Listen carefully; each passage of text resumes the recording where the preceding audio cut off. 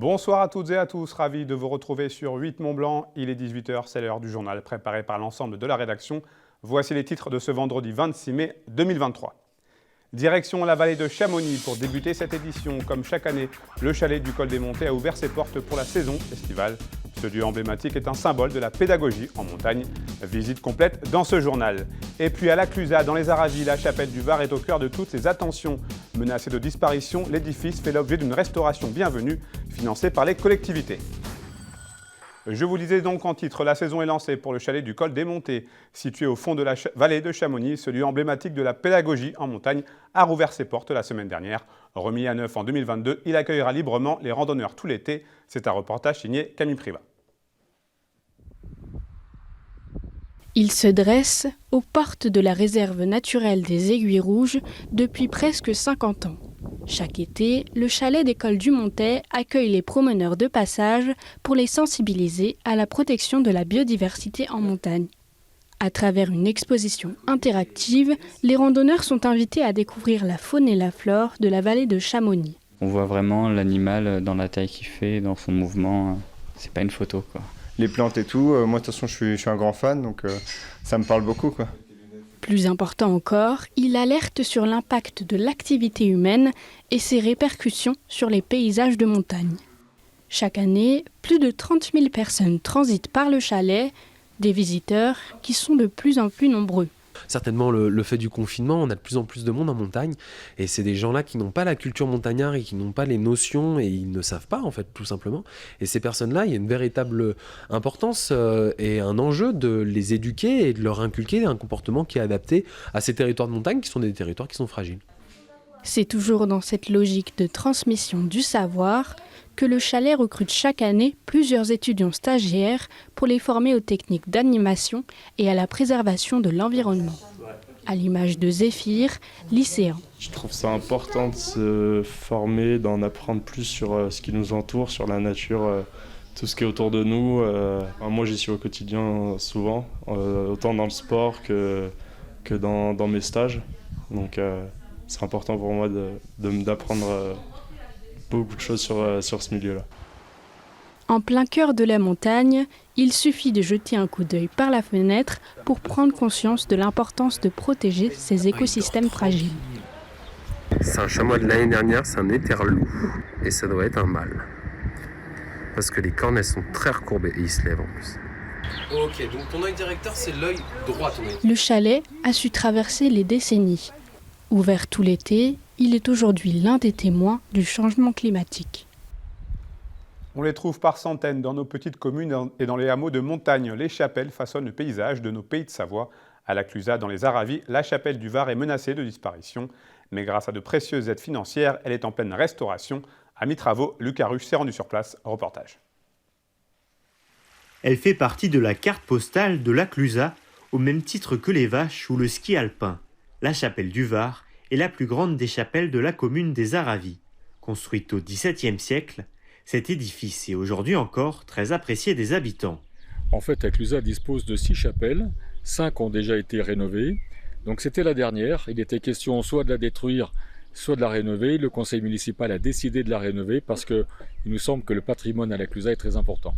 Alors, les gens du quartier sont très attachés évidemment à cette chapelle puisque plutôt que descendre à l'église à la Clusaz, les gens venaient à la messe dans ces chapelles.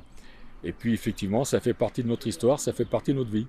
Inquiet de voir disparaître l'édifice, le département de la Haute-Savoie, très attaché au patrimoine montagnard, a décidé de cofinancer la restauration de cette chapelle à hauteur de 100 000 €. On a vraiment une volonté à aider à sauvegarder tout le patrimoine de la Haute-Savoie, que ce soit des petites bâtisses ou des plus grandes, parce que c'est aussi pour l'aspect touristique, c'est important, et pour l'aspect développement durable, c'est important de sauvegarder tout notre patrimoine. Donc on a une politique très volontariste. Prévue pour la fin du mois de juillet, la réouverture de la chapelle du Var se ponctuera par la réinstallation d'un tableau représentant saint François de Sales. En tennis, alors que les internationaux de France débutent ce dimanche au stade Roland-Garros, l'hôtel Evian Resort organise jusqu'à lundi un événement avec l'ancienne joueuse professionnelle Timea Baczynski. Pendant 4 jours, la Suissesse va distiller quelques conseils avisés lors de cours particuliers et collectifs. Agathe Crinchamp a assisté à une de ces leçons. Un service de future championne. Tu dois le garder comme ça. D'accord ? Que tu lances la balle et tu la frappes. Sous l'œil d'une professionnelle. C'est une leçon de tennis privilégiée pour Charlotte, 5 ans, qui profite des conseils de l'ex numéro 9 mondial, la Suissesse Timea Baczynski. Un honneur également pour ce père de famille qui assiste à cette masterclass organisée par Lux Tennis. C'est toujours bien de prendre des conseils d'une professionnelle. Je le fais aussi pour ma fille qui est elle est dans le cadre d'une reconnaissance de la FFT. Et du coup, je pense que c'est des bons souvenirs pour elle. 2 fois demi-finaliste à Roland-Garros, Timea Baczynski possède l'un des plus beaux palmarès du tennis suisse. Retraitée des cours depuis 2 ans, elle n'a jamais quitté les terrains puisqu'elle enseigne aujourd'hui au Tennis Club Stade de Lausanne. C'est quelque chose que j'apprécie de rester finalement dans mon métier de base. Alors c'est génial de pouvoir transmettre ce qu'on a pu acquérir comme connaissances durant une carrière. Et c'est toujours très agréable de voir des personnes qui sont motivées à apprendre et aussi à s'améliorer, peu importe l'âge. Après une première masterclass l'an dernier à l'Hôtel Royal d'Évian, elle revient donc ce week-end de l'autre côté du Léman. Une expérience que l'ancienne joueuse avait beaucoup appréciée. L'année passée, j'étais venue avec Martina Hingis, aussi dans le cadre de Lux Tennis. Donc c'était un moment assez sympa. On a rencontré aussi pas mal de personnes qui sont inscrites, donc avec elles j'avais pu gagner aussi une médaille olympique en double à Rio en 2016. Alors c'est vrai que c'était chouette d'avoir des retrouvailles ici à Évian et donc je me réjouis en tout cas de passer ce week-end ici. Les légendes du tennis reviendront à l'Hôtel Royal. Au mois de juin, ce sera au tour du célèbre Michael Chang de partager son expérience de la petite balle jaune. Vous le connaissez peut-être comme le général Ganache, le père Albert ou la Queen Mother. Albert Algou, humoriste et ancien acolyte d'Antoine Decaune et Carl Zéro dans Nulle part ailleurs sur Canal+, était en Haute-Savoie en cette fin de semaine. Il s'agit là en réalité d'un retour aux sources pour cet ancien journaliste, acteur et écrivain venu dédicacer son dernier ouvrage à la librairie BD Fugue. Car vous ne le savez peut-être pas, mais Albert Algou a été professeur de français au collège à Sénaux et à La Roche-sur-Foron. Cette bande dessinée mise en image par Florence Sestac revient donc sur la genèse de la carrière d'Albert Algou, encore très attaché à notre territoire. On l'écoute au micro d'Emmanuel Jaude.